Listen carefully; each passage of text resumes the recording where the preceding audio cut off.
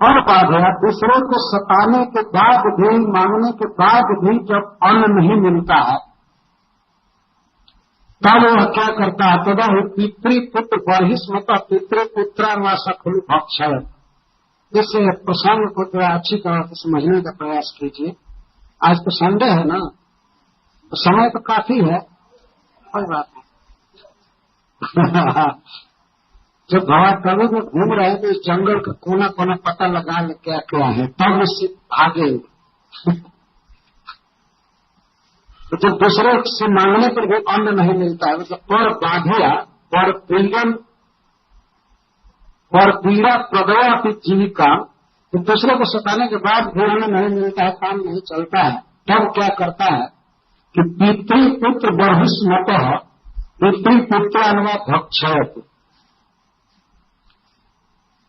तो पिता और पुत्र की पितृपुत्राणाम बढ़ी कुछ सस्तव होता है, पितृपुत्राणाम व कुशादित्य मात्रा में जैसे पश्यति तान भक्षयति बाधते अभ्यवास द्वारा पदाधिका नामी पीड़ा होती है। मान लीजिए कोई गृहस्थ है और उसके पास अब बहुत अभाव हो गया, घर में धन नहीं रहा, खाने पीने का भी दुख होने लगा, तो वो क्या करता है, उसके पिता का कुछ भी किसी के पास बकाया रहता है या ऋण रहता है, तो कुछ की चटाई हो या कुछ हो, कुछ भी बढ़ी कहते हैं कुछ, अथवा पुत्र का धन रह गया है किसी के पास, तो कुछ भी, कुछ की चटाई भी बाकी है तो उसको मांगने जाता है, चाहे सरकार से मुकदमा करके ले, चाहे जैसे ले, वो इसको वसूल करना चाहता है।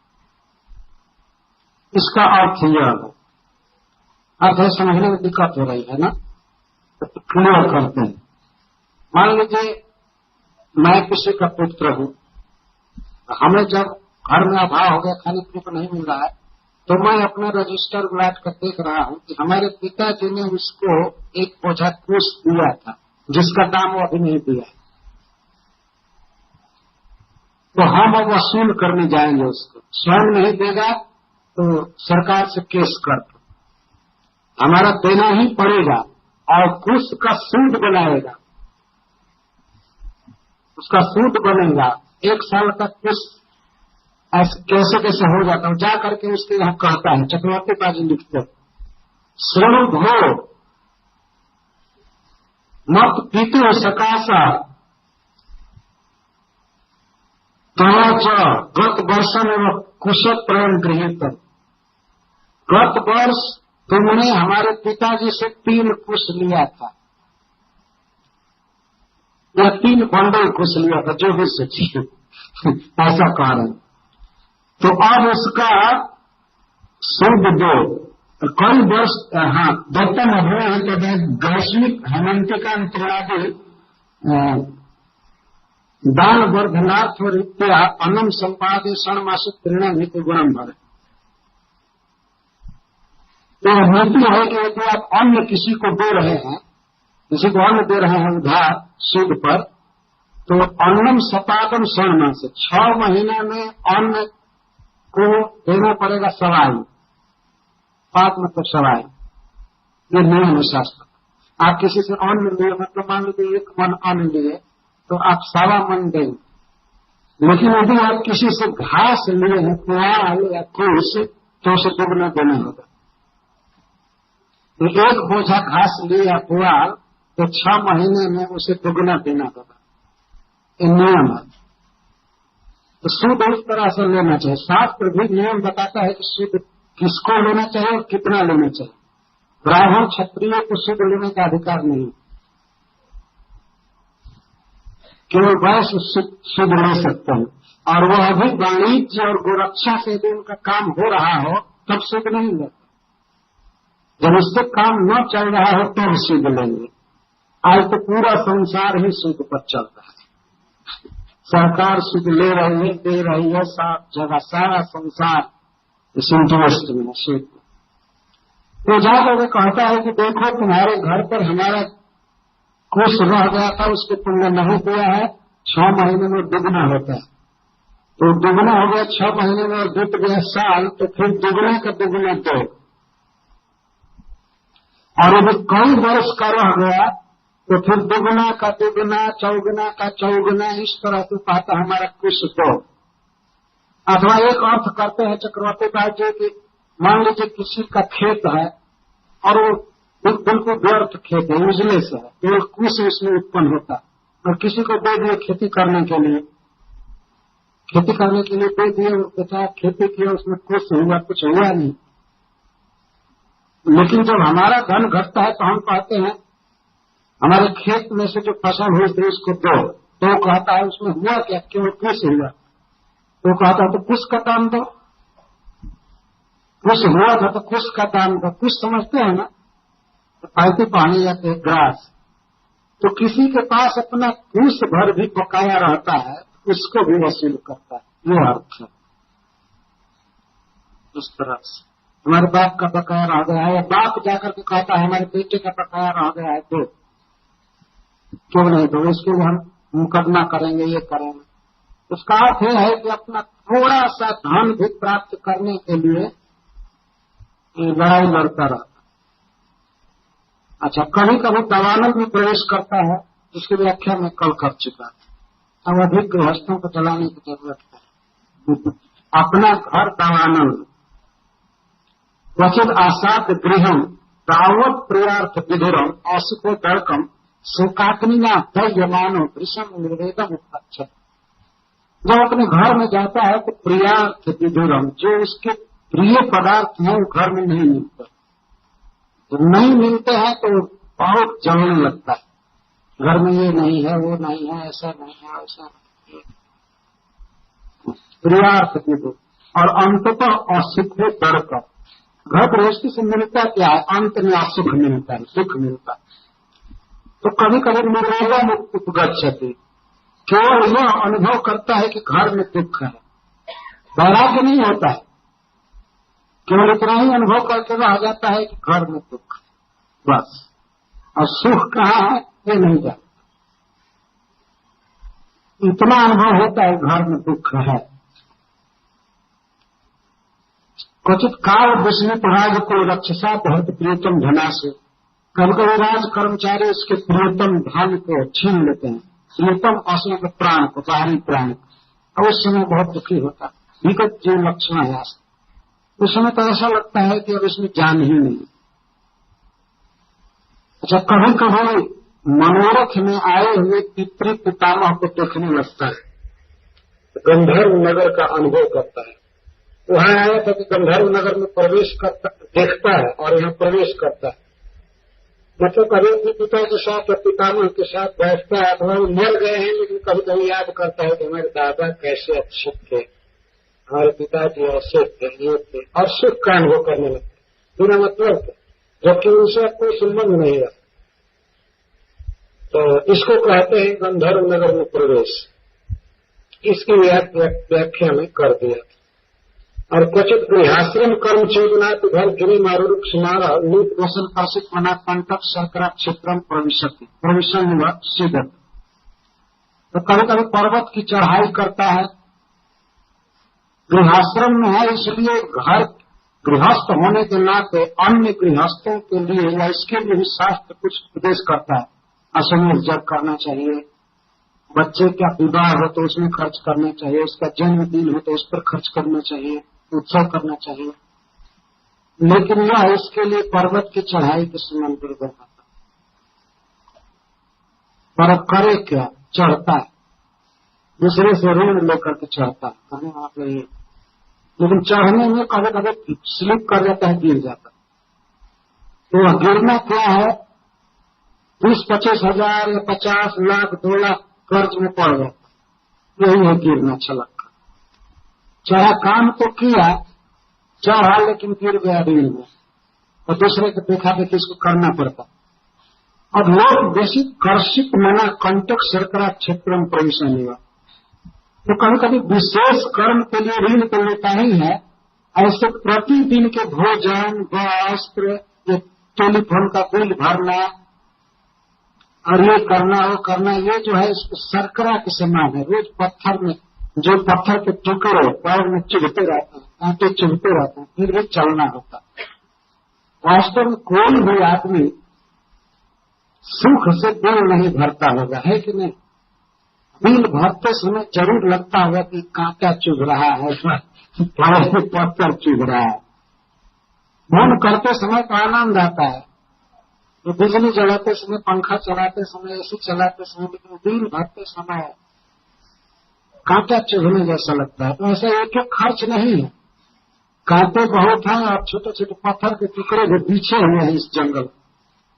अरे खर्चा, वो खर्चा, बच्चा पढ़ने जा रहा है तो उसको फीस दो, उसके लिए किताब लाओ, तो ये करो, फिर उसके विवाह की व्यवस्था करो, रोज खर्चा, रोज कुछ न कुछ व्यय। इसको कहते हैं पत्थर चुभना पैर में। और चलना ही पड़ता है, रोज चलना है, लेकिन ऐसे रास्ते पर चल रहा है जिसमें कंटक और सरकरा क्षेत्र।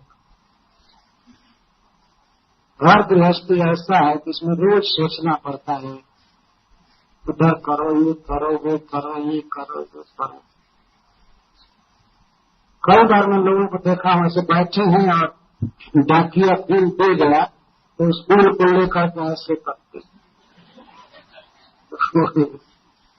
तो बहुत भारी कांटा चुभ गया। उपाय करते हैं तो गलत गलत दे दिया है, कुछ इसको डिमिश करना चाहिए, ये और ये, ऐसे करो, ऐसे। भोजन के लिए रोज चाहिए, जो दुकान से बिल आ रहा है, उधर सिगरेट आदि पीने वालों का पान गुमटी से आ रहा है बिल, इधर बिल, वो बिल, कपड़ा धोने का, घूमने का, जाने का। इसको लोग व्यसित, लोग व्यसन कर्षित मनाते। चाहे अरबपति व्यक्ति भी हो, लेकिन उसको भी एक दुख का अनुभव होता है। 10 रुपया भी उसका लगता है, तब भी उसको लगता है कि कांटा चुभा है। चाहता नहीं है कि हमारा पैसा खर्च है ना। और कहीं भी 10-20 लाख खर्च हो गया तब तो त्रिशूल ही धस गया पेट में, कोई बेहोश गिरेगा 2-4 घंटा। ये क्या हुआ, ये कैसे हो गया। रोज रोज चलना है गृहस्थों को इस पथ से, फिर भी भूल करके सुख मान लेता है, फिर भी गंधर्व नगर देखता है, फिर भी शरीर को नित्य मान लेता है। अब कोई है गृहस्थ इसमें ऐसा जिसे पैसा खर्च करने में दुख नहीं होता होगा? कोई ऐसा है नहीं। अवश्य धर्म के काम में खर्च करने में सुख होता होगा, ऐसे लोग हैं, क्योंकि कोई कहा नहीं और अपने आप कई वर्षों से करते रहे। भगवान की सेवा में लगाने पर जरूर सुख अनुभव होता होगा, लेकिन और काम में लगाने में तो दुख होता है। यह हो सकता है सबसे बड़ा आनंद आता होगा अपनी पत्नी में खर्च करने, तो भगवान से भी ज्यादा आनंद मिलता है। हम वृंदावन में देखे हैं, विदेश से भक्त लोग आते हैं तो भगवान के मंदिर में दर्शन करने जाते हैं, उधर से तो डॉलर लेकर के आते हैं। $1 का यहाँ 30 रुपया 35 रुपया मिलता है, तो 100 रुपया बक्सा में डाले तो बहुत हो गया। लेकिन अपनी पत्नी को रिक्शा पर बैठा कर लोई बाजार में जाकर कई हजार का गहना बनवाते स्त्री को भी। एकदम देखी हुई बात में कहा, स्त्री के लिए खर्च करने में आनंद है। और स्त्री यदि रात में कह दे कि आप जब मरेंगे तो मैं भी सती हो जाऊंगी, तब तो अपना सब कुछ दे दो। सूरदास जी ने लिखा है अपने पद में कि हाँ तेरे संग ही में जराऊंगी, तुला धूप धन खाए। स्त्री कहते हैं कि आप जब मरेंगे तो मैं आपके साथ ही मर जाऊंगी, मैं जीवित नहीं रहूं। अवश्य कोई पतिव्रता स्त्री ही ऐसा कहे, अरे वो चलो या नाम चलो। लेकिन इस तरह से पिया धूप धन खाओ तो धूर्तता करके सारा धन खा जाती है। हम समझते हैं कि गृहस्थों को हमारा ये वाक्य तो अप्रिय लगता होगा, अच्छा नहीं लगता होगा, लेकिन मैं भी दूसरे का वाक्य कह रहा। हिंदी भाषा के बहुत बड़े भक्त कवि हो गए, पुष्टि मार्ग शिवदास। तो वो इस तरह की बात कहते हैं, तो शास्त्र भी यही बात कहता है। जो भी हो, भगवान में धन खर्च करने में आनंद का अनुभव करना चाहिए। और यह बात जरूर है कि स्त्री और पुत्र को भी जथा जो खर्च करने में आनंद का अनुभव करना चाहिए। ऐसा कृपण नहीं हो जाना चाहिए कि बच्चा भी मांगे तब भी न दे, स्त्री मांग रही है तब भी न दे। अब कोई तो जीवन प्रिय मांग रहा है, वो तो जीवित ही मरा। तो बच्चा कोई नहीं देगा, स्त्री को भी नहीं देगा, तो उसको जीने से फायदा क्या? तो मरा हुआ। लेकिन ऐसे बहुत से अवसर आते हैं जबकि मनुष्य धन खर्च करने में मरने लगता है। तो कांटा बिछा दिया जाए और शर्करा पत्थर के छोटे छोटे तीखे तीखे कण और चलने को कहा जाए, तो चलना चाहेगा?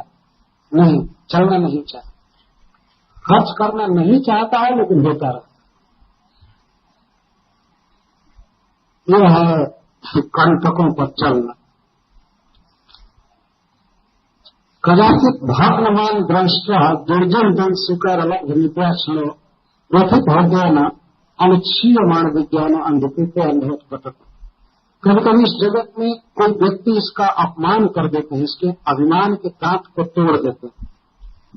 भग्नमान दृष्ट, ये जो अभिमान है कि मैं धनी हूं, मैं विद्वान हूं, मैं बड़ा हूं, तो यह दांत जैसा है, लेकिन कभी कभी इसका दांत तोड़ दिया जाता है। दुनिया एक से आगे है कि नहीं? कहीं आप गए, मान लीजिए आप किसी संस्था में बहुत बड़े पद पर हैं, महान थाली हैं, लेकिन ट्रेन में जा रहे हैं तो कोई बैठने के लिए भी नहीं कहता है कि नहीं? कोई पहचानेगा भी नहीं। और खड़ा भी हुए किसी के पास, जाओ यहाँ जगह नहीं, उसी तरह का तो दांत टूटा कि नहीं? और तो आदमी याद करेगा कि अरे मैं ऐसा हूं, हमारे साथ सैकड़ों चेला चलते हैं, हमारे शिष्य चलते हैं, उधर व्यास पूजा में क्या क्या करते हैं, और आज बताओ हमको एक आदमी पूछने वाला नहीं है। दांत टूटा कि नहीं? और ये दांत टूटता रहेगा। संसार में सब जगह मान नहीं मिलेगा। जो कहते हैं कदाचित भग्न मान कनिष्ठ, कभी कभी इसका मान रूपी दांत टूटता है, तो व्यथा का अनुभव करता है। वो क्या क्या यदि एयरपोर्ट पर उतरे बड़ा आदमी एयरपोर्ट पर किसी प्लेन से, और उसको लेने के लिए कोई चेला न जाए, क्या हो गया, दांत टूट गया। कभी 10-10 कार जाती है, कभी एक भी नहीं कोई, तो टूटा दांत अब सोचता हुआ आदमी आएगा दांत की चिकित्सा करने की।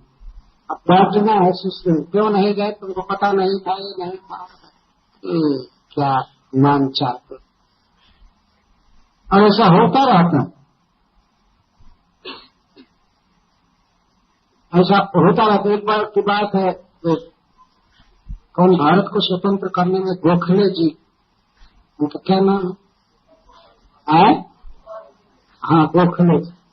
तो कहीं रेलवे स्टेशन से उतरे, उनके साथ एक कॉलेज का लड़का उतरा, उसके पास एक छोटा सा बैग, तो वो कहता है पुली पुली पुली पुली पुली पुली था नहीं, बरसात कभी नहीं था, सब लोग घर चले गए थे, रात में ट्रेन रुकी थी, पुली पुली तब तो गोखले जी आया, जो भारत प्रसिद्ध है नेता। तो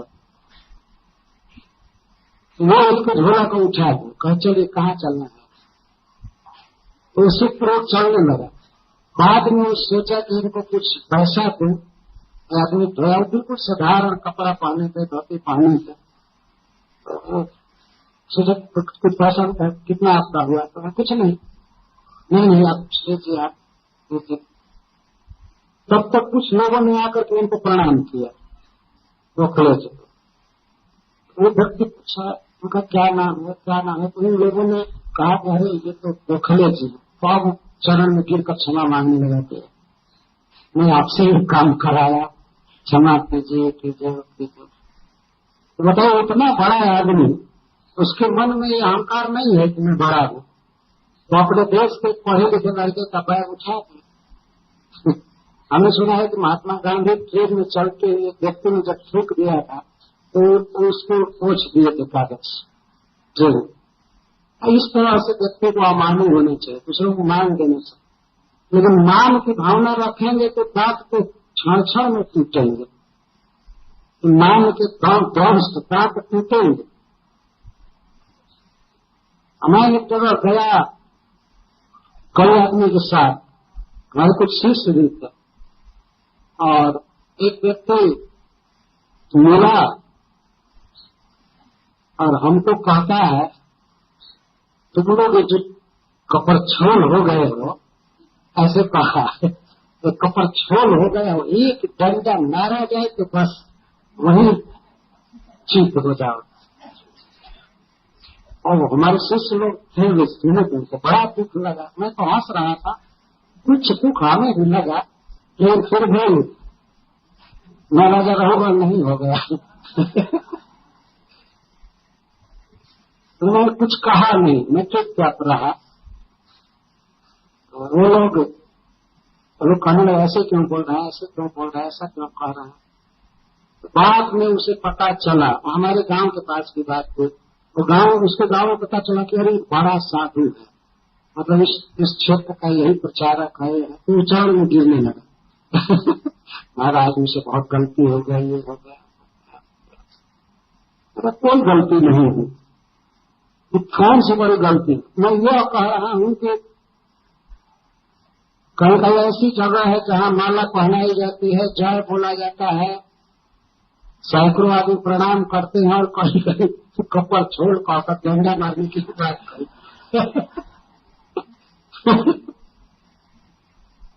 हमने सुना जब मैं पटना में बोला था जन्माष्टमी पर, लालू प्रसाद वहां के चीफ मिनिस्टर हैं, तो वो बैठे थे कथा में, तो मैं पूरे रातों में भाई की व्याख्या कर रहा था। जैसी बातें कहा कि सब कुछ भगवान दिए हैं, मनुष्य कुछ लेकर के नहीं आता है, इसलिए भगवान का भजन करना चाहिए। तुम सब लोग यहाँ आकर के बैठे हो, लेकिन सांस लेने के लिए हवा लेकर आए थे, और चीफ मिनिस्टर उसमें बैठे थे। कोई बोलो हवा लेकर आए थे, बैठने के लिए धरती लेकर आए थे, पानी पीने के लिए कटोरी भी लेकर आए थे। तो कृष्ण सब दे रहे हैं, इसलिए कृष्ण का भजन करो, कृष्ण के लिए एक सुंदर सेंटर बनाओ इस पटना में। पता नहीं सरकार रहेगी या चली जाएगी, नहीं कहा, तो यश लेना चाहिए सरकार। और वो बहुत ताली बजा रहे थे दूसरे को, इससे चीफ मिनिस्टर का दल जो था खौफ हो गया, बिगड़ गया हम पर। तो सामने नहीं बोले, लेकिन उन्होंने कहा कि मैं आपसे 1 घंटा कल बात करूंगा चीफ मिनिस्टर का। तो दूसरे दिन उनको दिल्ली आना था, तो पटना एयरपोर्ट पर जा रहे थे, तब तक भूतपूर्व चीफ मिनिस्टर मिले, जो हम तो जानते थे, और उनसे मैं बैठा था, मिला था अच्छी तरह। तो वो पूछे भोजपुरी में, जगन्नाथ मिश्रा, कहा हो लालू भाई, सुना है कि रात्रि में कौन साधु से भिड़ंत हो गए रहे। मुझे क्या लालू भाई, मैंने सुना कि आपको रात में, जन्माष्टमी की रात में किसी साधु से भिड़ंत हो गए थे। तो हाँ, पता न कहाँ से कपड़ छोड़ आए रहा, हमारे तो ये मन करत होगा यही घर उठा पटक लगा दी। और अखबार वाले इसको छापे थे, दोनों चीफ मिनिस्टर के वार्तालाप को छापे थे इसको। पता नहीं कहाँ से आया था, ऐसे बोल रहा था। लेकिन मैं कृष्ण कथा कह रहा था, मेरा आशय किसी का अपमान करने का था नहीं, लेकिन कहने का आशय मेरा ये है कि एक चीफ मिनिस्टर आकर प्रणाम कर रहे हैं, माला पहना रहे हैं, आदत से बोल रहे हैं, दूसरे चीफ मिनिस्टर का कपड़ छोड़ का, दोनों एक ही है, कोई से अपमान नहीं हुआ। लेकिन जब मान की भावना रहेगी तो वह मान का दांत तो पग में टूटेगा, है ना। इसलिए अपने को बड़ा नहीं मानना चाहिए। क्षण क्षण में अपमान मिलेगा, इसका अर्थ है। और अभी किसके द्वारा अपमान मिलेगा? किसी गुरु के द्वारा, साधु के द्वारा नहीं, दुर्जन दंड स्वीकार, दुर्जनों के द्वारा अपमान मिलेगा इस संसार में। जो स्वयं दुर्जन है लेकिन बहुत अपमान करे, तुम ऐसे हो, ये हो, वो हो, ऐसे हो, ऐसे ऐसे। और अपमान भी अपने स्टेटस के अनुसार होता है, स्टेटस के अनुसार होता है अपमान। जो जैसा होता है उसका वैसा अपमान। जैसे हमको कोई कह दे कि ये प्रभुपाद की इच्छा के अनुसार नहीं बोल गए, तो हमारे लिए बहुत भारी अपमान वास्तव ये बहुत बड़ा अपमान हो गया। इसी तरह का अपमान तो होगा ही, कहने वाले कहते रहेंगे, परोक्ष में जो झिल्ली है झिल्ली वो बोलते रहेंगे, और सामने भी कभी कभी उल्लू लोग कहेंगे वो कर सामने कुछ कह देंगे कि तुम्हें ठीक नहीं कर रहे हो, ये नहीं अच्छा कर रहे हो, ये नहीं कर रहे हो, ये नहीं कर रहे हो, ऐसा होगा। ये संसार का स्वरूप है। प्राइम मिनिस्टर का भी अपमान होता है, राजा का अपमान होता है, भगवान कृष्ण का अपमान हुआ। राष्ट्रीय सभा में इस विश्व का सम्राट युधिष्ठिर महाराज उनकी पूजा कर रहे थे, और शिषपाल खड़ा होकर लगा कहने की गाय चराने वाले की आगे पूजा की गए। इतने ब्रह्मर्षि राजर्षि भरे पड़े हैं, युधिष्ठिर का दिमाग नष्ट हो गया।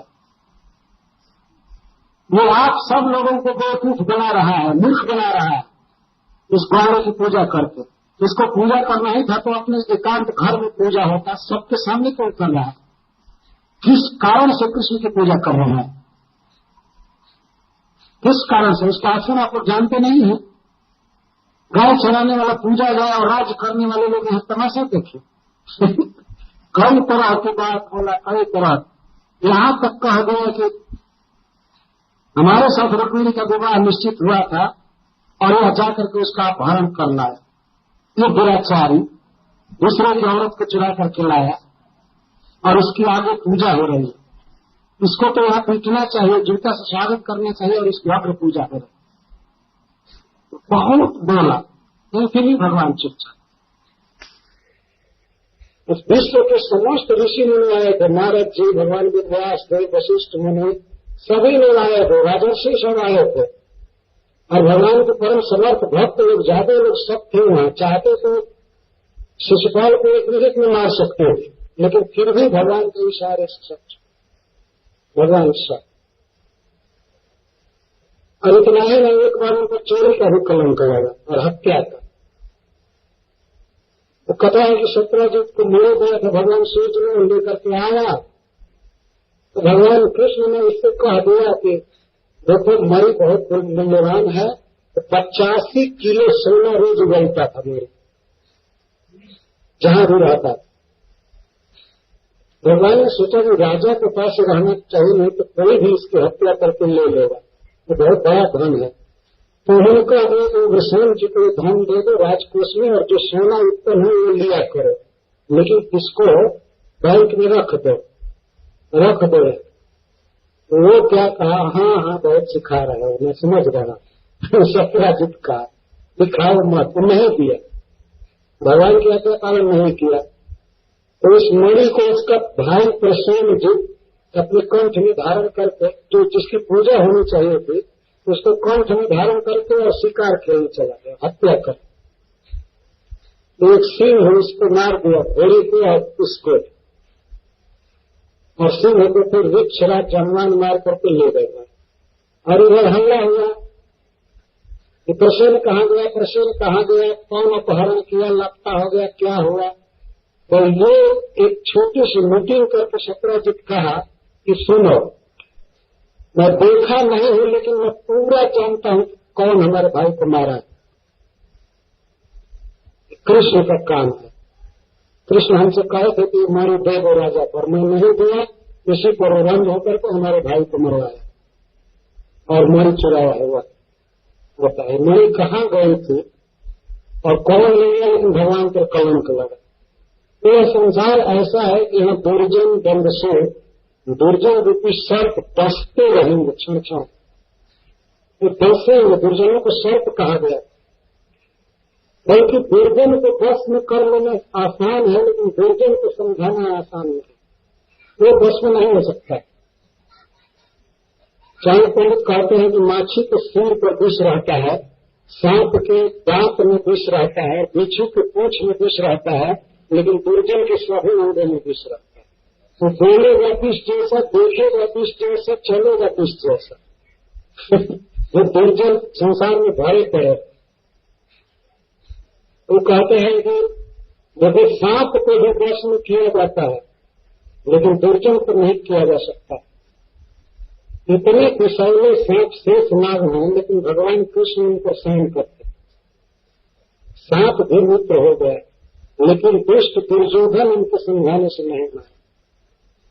दुर्जन को वश में नहीं कर सके, दुर्योधन को वश में नहीं कर सके, लेकिन शेष नाग जैसे भयानक सर्प पर सो रहा, ये भी मित्र हो गया, लेकिन दुर्जन नहीं हो सकता। तो दुर्जन इस संसार में भय पड़े हैं, तो ये कभी कभी घूमते रहते हैं, तो इस समय मनुष्य विवेकहीन हो जाता है, बदला लेने की सोचने लगता है। सहना चाहिए, बदला उन्हें लेना चाहिए। अच्छा, इसके बाद बता रहे हैं, कभी कभी यह तुच्छ वस्तु को खोजता है। काम मधुर लवान, काम मधुर लवान, काम मधुर का अर्थ है